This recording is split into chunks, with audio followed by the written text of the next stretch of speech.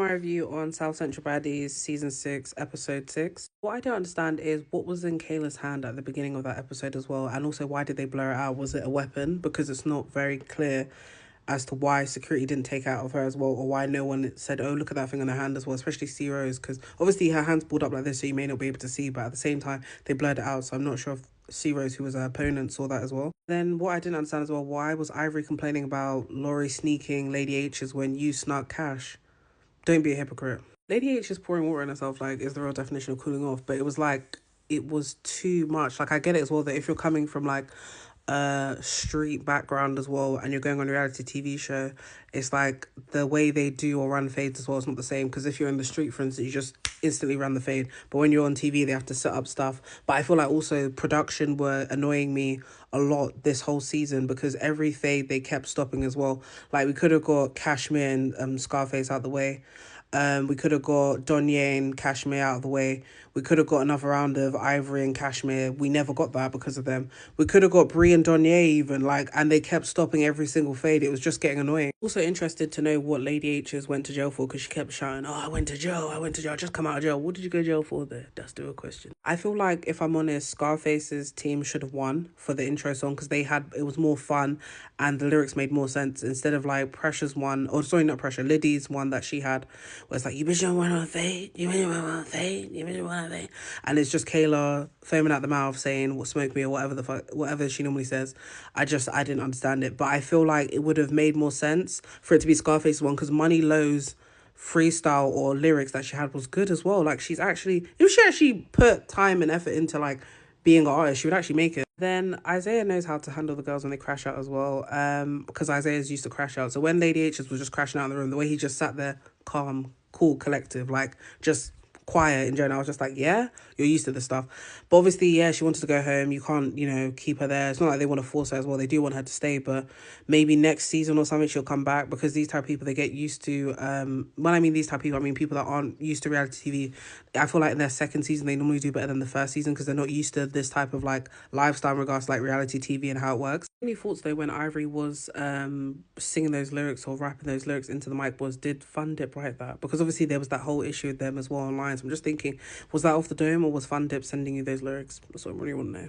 Okay, I see Scarface is waking up as well with the Brie and Jazz thing, trying to reheat, old nachos. I feel like Scarface already got Brie, and it's obvious that she wants to get Brie in that room as well, but I feel like her main focus should be Cashmere. Obviously, they're not letting her get Cashmere. I feel like they're intentionally waiting to the reunion because they want the reunion to be the biggest moment ever.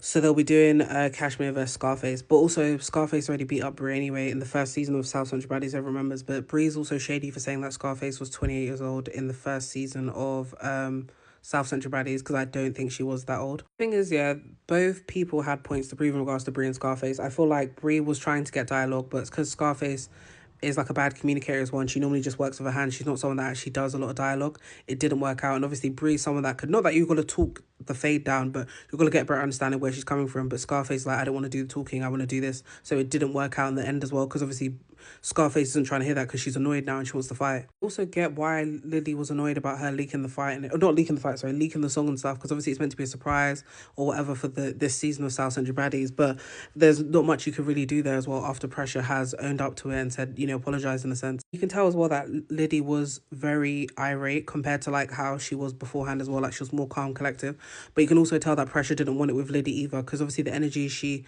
should have had in these confessionals, or that type of small energy she had in the van, she's not having here, because she knew that Liddy was ready to fight. Like, if it kept going that way, Liddy was going to throw hands. Sorry, but a moment for the security as well. The one that was holding back Kayla is buff.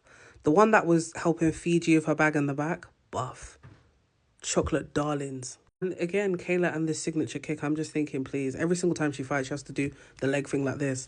And also, what is in her hand again? Is it the same thing that was in her hand at the very beginning? I understand that the intro that they had was basically what they were showing at practically the end of the episode. Kayla ripping out C Rose's hair was just a bit too for me. Like, is the beef that serious as well that you have to rip out someone's hair? But also, I need C Rose to get her lick back as well from Kayla, because ripping out someone's hair is insane. I don't mean lick back that she needs to rip out her hair, but she needs to run that fade again. But I feel like Kayla knew she was losing anyway, and she thought, okay, this is the third time lucky, in regards to like, this is my third time fighting you, I'm just gonna have to throw hands or something, or do something to make you leave me alone. But then this is only motivation for C Rose to get you again. Then when they showed that food as well, I was just thinking, American food is so processed, or you just don't even know what you're eating. Like, what the hell? Very, very weird. Also, the people in the room with the newbies as well, a lot of them need tongue scrapers. Like, I don't know what it is with the white tongue. Like, every single time they're in a scene, it's just whiteness, bro. Like, it's insane. Also, why is Fiji doing too much and trying to check Brie as well? Like, you're doing way too much for a mistake as well. Someone accidentally bumped into you and you're being weird for no reason. Like, you can tell it's an accident. Then you talk about, oh, I don't care. You're projecting a lot. You're projecting your issues that you have with other people because you can't get to other people now. You're going at Brie. You're a weirdo. But in the same breath, I do understand why they want to get her because obviously she was meant to fade them. But it's like, how many fades do you think she's going to take in a day?